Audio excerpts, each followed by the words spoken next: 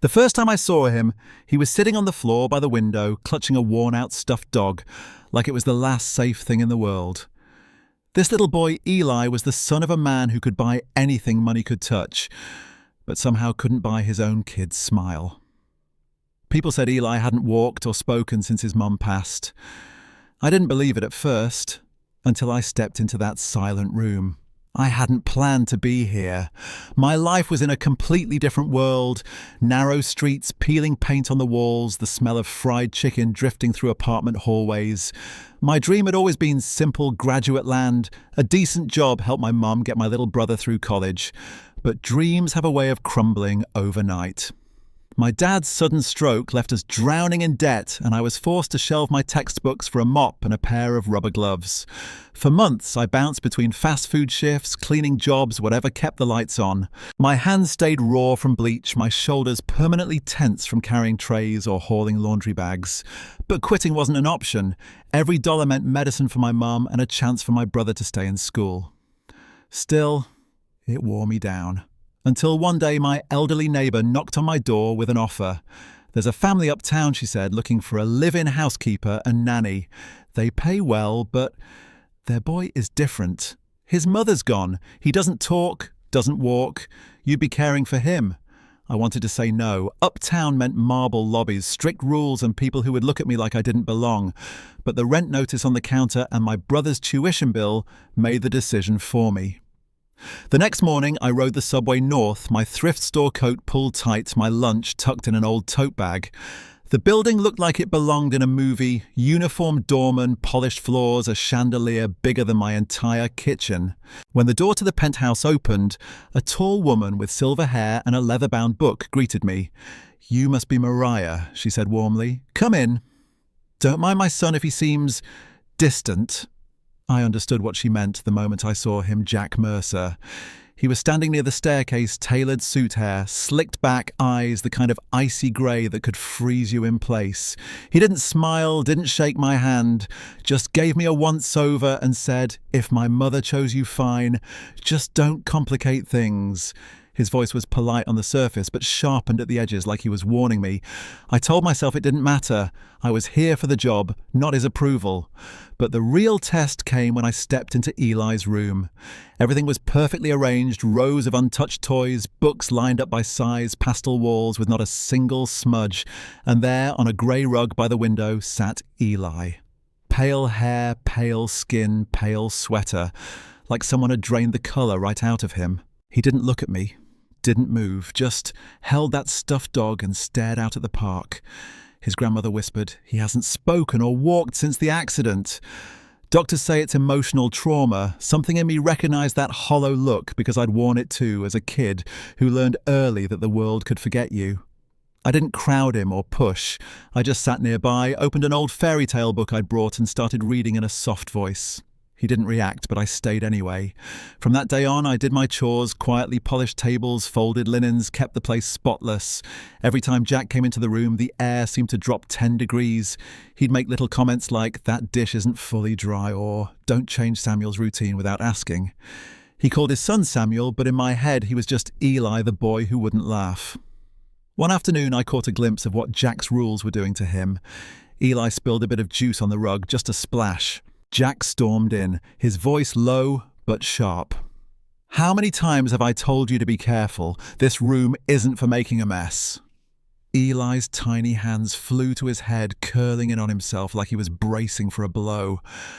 I wanted to step in, but Jack's glare stopped me cold. That night, I sat in my tiny room fighting back tears. I could leave. I could find another cleaning job.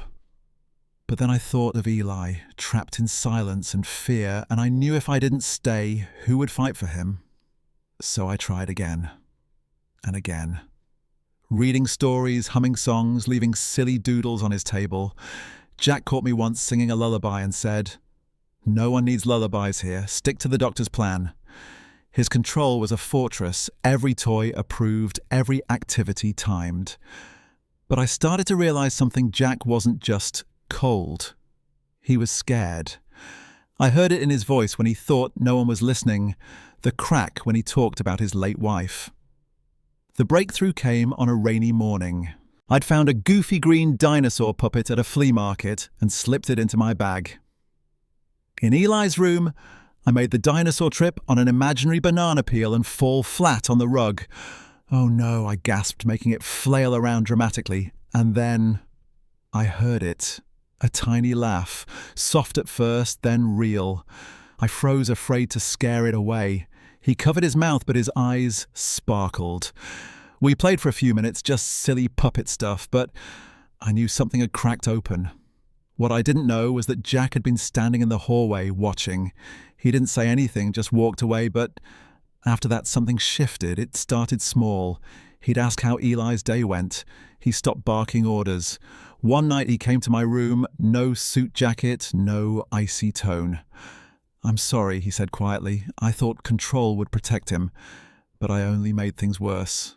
He told me about the night his wife died, how helpless he'd felt, how every time Eli looked at him, he saw his own failure. I told him about my dad, about holding my family together, about the fear that never quite leaves you. We sat in silence after that, but it was the kind that mends something. From then on, we worked together. We added music to Eli's mornings, let him feed therapy dogs in the park, read stories before bed. And slowly, Eli began to change. He said small words, ball cake. He stood up, holding onto a chair. Then came the day at a therapy centre out west. Surrounded by music, dogs and sunlight, Eli took a few shaky steps toward me and whispered, "Mummy." I didn't even know I was crying until I felt Jack's hand on my shoulder. Eli hugged him next, calling him Daddy. In that moment, everything broke wide open, the fear, the guilt, the walls. When we came back to New York, the penthouse wasn't cold anymore. There were Lego piles on the floor, drawings taped to the fridge, music in the evenings. Jack laughed more. He'd burn pancakes on purpose just to hear Eli giggle. One spring afternoon he drove. They used to walk right past me like I was part of the furniture. And honestly, that was fine by me. A maid's uniform can make you invisible if you wear it right. And I'd mastered the art.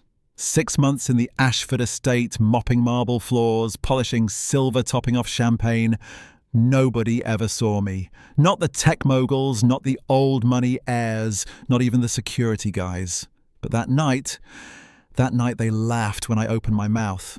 10 minutes later, they weren't laughing. It was the night of the Ashford Winter Gala, the one the society pages drool over. The estate looked like something out of a fairy tale. Thousands of lights in the gardens, music drifting from the ballroom, and in the centre of it all, the crown jewel, a diamond sculpture called the Aurora Heart. 18 inches tall veins of platinum running through it like it was alive. $40 million under bulletproof glass. I was on my knees in the main hall, polishing like always when I noticed Mr. Ashford's daughter slip out of his study. She wasn't strutting like usual. She looked scared. And she muttered sorry as she almost tripped over my bucket. That caught my attention. Later in the service wing, I overheard 2 security guys talking near the wine cellar door. "Codes have been changed 3 times this week," one said. "Marcus called in sick today, of all days." The other hushed him quick. I kept scrubbing a head down, but my mind was filing every word away. Marcus was one of the nicer guards, always polite, and tonight was triple overtime. Why skip that, unless you had a real reason?